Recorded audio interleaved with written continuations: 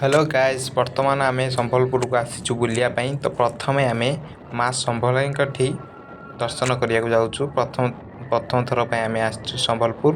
तो आज आम ट्रावेल करचु फास्ट माँ समलेश्वरी मंदिर को। देखु मंदिर टी किपरि बाहर सुंदर देखा।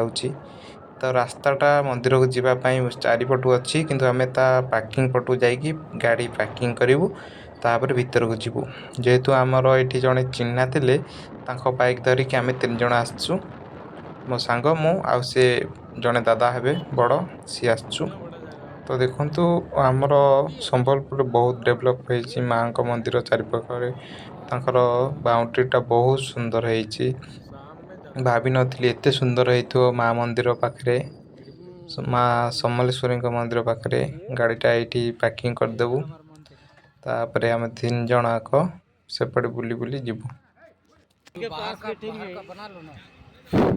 कितने धूली मो मोबाइल स्क्रीन में लगी थी। जाएंगे हजारों फोटो आज निकलेंगे हैं। ये जगह असम है, इतना अच्छा जगह है ना। अरे दुकान बोले सही अड़ जाओ। तो हेलो गाइस वर्तमान आम समलेश्वरी मंदिर आसती।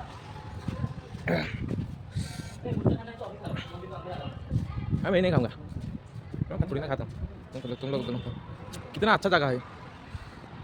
मैं तो कोई भी चीज नहीं जानता। वाओ क्या कर रहे हो? कामड़ा कामड़ी करो कुछ बड़ा मंदिर जीवा पूर्व साइड रे गोटे नदी थिला। वाओ सेपटे जो भाया डिजाइन ने तैयारी अच्छी चारिपटर फोटो उठा वीडियो करने बहुत सुंदर। यहाँ टनल टाइप अच्छी ओवरब्रिज टाइप मंदिर सेपट को जीवाई। तो देखो सेपटे आम टे बुली सारी वर्तमान मंदिर पट को जाऊँ बुलापाई। ये एक तो स्तूप सांग है मु आउ जो पुराने से दादा अच्छा जवान से दादा जनक बंगाली। तो से बंगाली आम जानू ना से आम हिंदी में कथा हो से भी हिंदी में कथा होती। पत्थर से से वहां पे दादा भी जाके हिंदी में पहले कथा से फोटो होती। उठाते थे। अभी भी उठाते हैं। थोड़ा थोड़ा याद है लेकिन बहुत दिन हो गया। मैं जगह है रे बाबर के देखा जो बुलू ठीक ठिया देख खाली।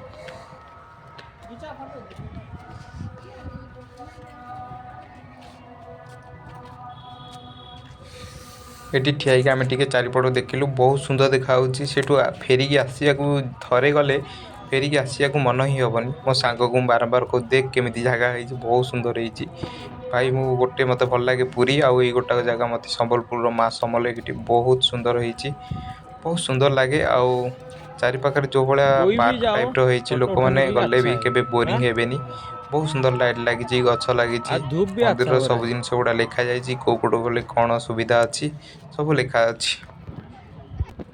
ये किसी समय ठिया आम भाविलु कौ पटे रास्ता जीवाई। तो ये आम आगू आगू बढ़िलु। आमे जाइलु संध्या बेल टाइम रे जमी 4टा 5टा पाखापाखि हम किंतु खरा दिन तो से जना पड़ नाला। माँ मंदिर आम आसचु शंख भी बाजुची बैकग्राउंड रे जना पड़ू पूजा हो देखु। कैमेरा टेक कर चल चल जी सेपट को बहुत सुंदर जगह मुझे स्किप करने चाहिए किंतु वीडियोटी मझे मझे मु स्पीड कर दूसरी कारण बहुत लंग हो गले व्यू जीवार संभावना कम थाए। नुआ नुआ ब्लॉग कर तो से आपण मैंने देखु।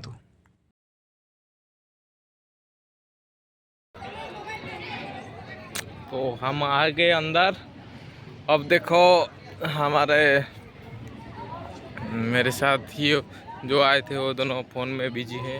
ये देखो माँ की मंदिर है, बाहर चप्पल कितना स्टैंड रे अच्छा आम चप्पल मंदिर थोई है। 3 जण पळै आसिलु। हमारी वर्तमान माँ गणेश जी मंदिर पहले फ्रंट रे बैठे ही थे। आम ठिया तीन जण फोटो फोटो माँ का उठाऊँ। मंदिर है तो एपटे किसी माँ सत्संग की चलता अनुग्रह ठाकुरंकर कितनी अच्छी होती है। यज्ञ चलता शेष आहुति आज था।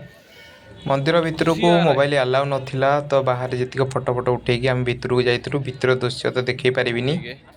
माँ समलेई गार्डेन आउ मंदिर पाखे उठे फोटो गुड़िक आपको देखा बहुत सुंदर है देखु। भीतर माँ को मंदिर तो फोटो उठेवा को अलाउ नहीं तो बाहर किसी फोटो गुड़ा उठे आम मन भरिकी आसिलु। बहुत सुंदर जगह थिला।